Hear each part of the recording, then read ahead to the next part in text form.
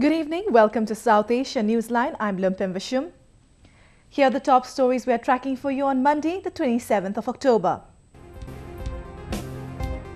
Pakistan's Kashmir rally in London fails after heckling of Bilawal Bhutto. India set to boost defence sector, clears long-standing key projects.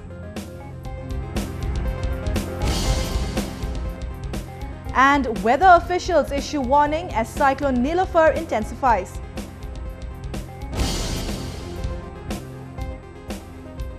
And now for all the details. India has given the go-ahead for defence projects worth billions of dollars to modernize the country's military. This comes amid a recent standoff with Chinese troops and cross-border skirmishes with Pakistan. The Defence Acquisition Council of India has cleared long-standing projects worth a whopping $13.1 billion, with a lion's share going to the Indian Navy. Among the deals approved, the most significant decision is to build 6 next-generation submarines in India rather than sourcing them from overseas. The Army has also decided to procure at least 8,000 anti-tank guided missiles from Israel for special covert operations and 12 more Dornier surveillance aircraft with enhanced sensors. Political observers feel the move highlights the commitment of the Modi government in boosting the country's aging defence capabilities. This only points to the fact that this government is extremely serious about defence deal in India. We had seen as to how the previous dispensation of Congress was not at all serious about defence. The most important part in this deal is that submarines would be made in India. This is in keeping with what the Prime Minister had called for, Make in India. India is the largest importer of defence equipment in the world. Critics say the previous Congress-led government was slow in clearing these projects to improve India's defence capabilities. But some analysts have now expressed their concern over the abilities of the Indian defence manufacturers to develop such technologies. Now, building the latest type of submarines, which has air-independent propulsion and various other features, is a very high bar in terms of technology and manufacturing practices. Now, India has not yet demonstrated that ability. So the entire ecosystem for manufacturing a submarine of this order and ensuring that you can have 6 boats delivered in the schedule that has been agreed upon is a big challenge. In its approximately 5-month-long tenure, the Modi government has approved defence deals worth billions. But the real test lies in the successful implementation of these projects, which not only require sustained financial commitment, but also need higher levels of excellence in terms of manufacturing capabilities. Avneet Arora for South Asia Newsline in New Delhi. Pakistan's effort to internationalize the Kashmir issue ended as an embarrassment for the country as it turned out to be a political mudslinging between its political parties. Pakistan People's Party chairperson Bilawal Bhutto Zardari was heckled by demonstrators in London for using Kashmir for personal political gains. A report. They called it a million march, but barely 2,000 people turned up at London's Trafalgar Square on Sunday. The march, initially organised to demand a just and peaceful resolution of the long-standing Kashmir issue with India, later turned ugly after people opposed Bilawal Bhutto Zardari's speech. Plastic bottles, tomatoes and eggs were hurled at Bilawal Bhutto, who made it a personal political speech instead of talking about Kashmir. He had to cut short his speech as protesters continued to chant "Go Bhutto Go." PTI chief Imran Khan's nephew Hasan Niazi, who was present at the venue, was also briefly detained by the UK police after the incident. Bhutto, who till recently never expressed any opinion about Kashmir, has suddenly started espousing the cause, which many see as a political ploy to attract attention. उनको पता नहीं है कि बिलावल की क्या कुर्बानी है कश्मीर काज के लिए, क्या खिदमत है उसकी। यहाँ पे कहाँ था वो पहले, यहाँ पे कश्मीर काज के लिए उसने क्या काम किया। इन वडेरों ने कितना अर्सा पाकिस्तान की हुकूमत बनाने की, ये कभी भी कश्मीर की नुमाइंदगी नहीं कर सकते। इसको ना बुलाते तो ये बड़े अच्छे तरीके से सारा मामला चल रहा था। मैं यही कहना चाहता हूँ कि नेक्स्ट अगर कोई भी ऐसा प्रोग्राम हो, इस तरह मुतनाज़ा शख्स को, किसी भी शख्सियत को कश्मीर काज के लिए ना बुलाए। Others felt successive Pakistani governments have been fooling the world in the name of the Kashmiri cause. पहले कहा था कि यहाँ पे कोई सियासत नहीं होगी, सिर्फ कश्मीर का मामला होगा, लेकिन अब देखें कि बिलावल को उन्होंने बुलाया सिर्फ पीपल पार्टी को प्रेजेंट करने के लिए। इन्हों के लिए इन्होंने अपने यहाँ पे सियासत चमका ली। कोई फारूक हैदर के नरेगार है, कोई पीपल पार्टी के नरेगार है, किसी को ये पता ही नहीं है कि हम कश्मीर के लिए आए हुए हैं। कश्मीर का आज किसी को पता नहीं। 26-year-old Bhutto, who is fighting hard to rid himself of the tag of an irresponsible, inexperienced politician, has picked up the Kashmir issue without understanding the complexities of the issue. Pakistan now cannot expect any support from the international community. That has been made amply clear from the total failure of the Million March which was announced in England, because there was no support at all, and it would be better that Pakistan, mends its ways and tries to control the situation within.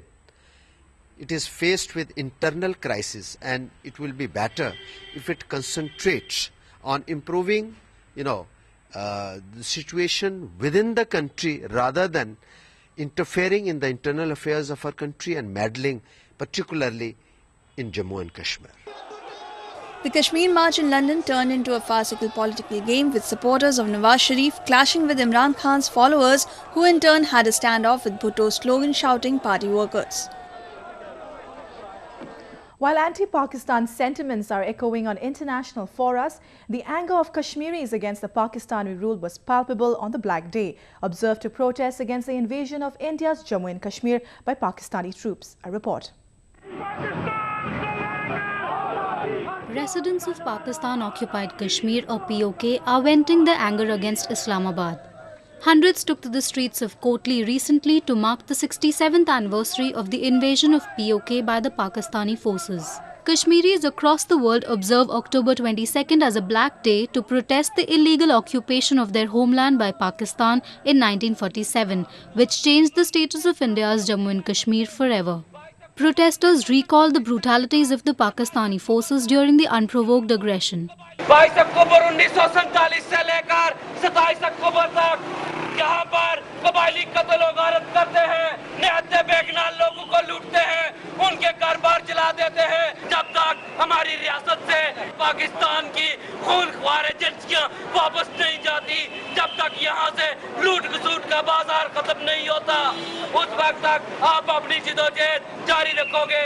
A part of the erstwhile princely state of Jammu and Kashmir, POK, along with Gilgit-Baltistan, were captured by the Pakistani army disguised as tribals on this day in 1947. Residents of POK's capital Muzaffarabad continued with their protests even till late night. They chose the Kishan Ganga bridge, which was used by the Pakistani invaders to cross over in their region with an aim to capture it. Nationalist leaders said they will continue to struggle for a free homeland till their last breath. उन कबायलियों को और उस time के जो पाकिस्तान आज जो पाकिस्तान हुकूमत जो मौजूद है उसको ये पैगाम दे कि कश्मीर की आज़ादी को जुल्म के बलबूते पर आप दबा नहीं सकते। इंशाल्लाह एक वक्त आएगा कि हम अपनी आज़ादी को लेंगे और हमारा ये अहद है, हमारा ये अज़्म है कि हम आज़ादी हासिल करेंगे, पाकिस्तान से हासिल करेंगे। Though there is a titular Prime Minister in Pakistani Kashmir, he has no powers and remains beholden to Islamabad. Large contingents of Pakistani army, paramilitary and its secret police have made the Himalayan region one of the most militarized zones in the world. Pakistan calls the Kashmir under its occupation as Azad or Free Kashmir, but with no infrastructure development or any rights that other provinces of Pakistan enjoy, the region is anything but free. Afghanistan has expressed satisfaction over foreign troops formally ending their 13-year-long operation in the war-ravaged country. The move has, however, evoked mixed reactions among the Afghans. Afghan Defense Ministry on Sunday welcomed the end of the mission by the US Marines and the British forces in the country. The ministry spokesperson Zahir Azimi said Afghanistan's armed forces are ready to take up the challenge of guarding the nation even without the presence of foreign troops. قطعاً استقبال میکنین. خب ما به خاطر از اینکه ظرفیت خود بازمون گرفته باشین از تقریبا نزدیک به 2 سال بیشتر کل عملیات‌های زمینی را خود ما به پیش میبرین و رهبری میکنین. UK officially handed over its last base in southern Helmand province on Sunday. The US Marines also gave away their Camp Leatherneck to Afghan forces. The NATO troops' withdrawal, however, comes at a time when the Taliban is making steady progress in gaining grounds being vacated by the NATO troops. Many in the country felt the National Army was still not capable to defend Afghanistan against the Taliban, which was ousted from power in 2001. زموږ ملي اردو او کوم تجهیزات چې د ملي اردو سره دي هغه په کافي اندازه باندې بسان نه کوي زموږ ځواکونو ته نو په ولایتونو کې ډېر مشکلات شته چې ملي اردو ته او پولیسو ته ډېر مشکلات پیدا کیږي په ولایتونو کې. The US-led NATO troops, which began the invasion in Afghanistan in 2001, are withdrawing from the country after its longest mission of 13 years. Though the US Marines have formally ended their mission, around 12,000 military personnel, mostly Americans, will stay in the country for at least a decade, a provision under the recently signed bilateral security agreement between the two nations. Pakistan is said to have a tough time obtaining polio funds in future after the United Nations warned of a cut in monetary assistance to tackle the disease there. The Independent Monitoring Board of the WHO said despite the acute situation in the country, the Pakistan government was not serious on dealing with the crippling ailment. Pakistan has registered an all-time high number of cases in a single year, with 220 new type 1 polio victims reported in 2014 so far. Pakistan's inability to control the endemic disease is attributed to an inefficient immunization campaign, which is also often marred with death threats to polio workers and vaccinators from extremist groups in the country. Authorities in India's western Gujarat are preparing for the cyclone Nilofer, which is fast gaining storm. Evacuation work has begun along the coastal region amid warnings from the weather officials. India's western coast is likely to receive very heavy rainfall as Cyclone Nilofer has developed in the Arabian Sea and would intensify into a severe cyclonic storm in the next 24 hours, India Meteorological Department said on Sunday. The Gujarat administration has cautioned local fishermen against venturing into the sea and issued alerts to port authorities to hoist distant warning signals. Gujarat के तटवर्ती इलाकों में जो cyclone Nilofar आने वाला है उसके लिए 48 आवर्स की समय मर्यादा बताई गई है. उसके चलते हुए पोरबंदर डिस्ट्रिक्ट एडमिनिस्ट्रेशन पूरी तरह से अलर्ट हो चुका है. विविध डिपार्टमेंट के अधिकारियों को तुरंत में बुला करके उसको सभी अगमचेती के जो स्टेप्स है लेने के लिए बता दिया गया है. हमारी माछीमारों से खास विनती है कि जो माछीमार दरिया में गए हैं वो वापस आ जाए और कोई माछीमार जो है दरिया में ना जाए. The latest weather phenomenon comes weeks after India's eastern coast was hit by the tropical cyclone Hudhud this month. The devastating storm, which made landfall in southern Visakhapatnam on October 12th, battered through the states of Andhra Pradesh and Odisha. The calamity, however, saw minimal casualties in the light of the massive preparedness and evacuation of millions of people along the coastline undertaken by the local authorities days in advance. The eastern coastline was also hit by Cyclone Phalin, one of the strongest in recent times last year. Loss of human lives was minimized even then by advanced warnings and a timely evacuation of millions of people. Well, that's the way it was in South Asia this evening. Before we conclude the top stories once again. Pakistan's Kashmir rally in London fails after heckling of Bilawal Bhutto. India set to boost defence sector, clears long-standing key projects.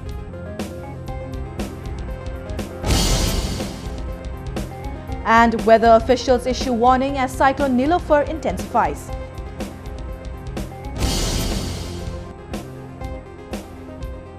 That's all in tonight's edition. We will see you same time tomorrow. Good night.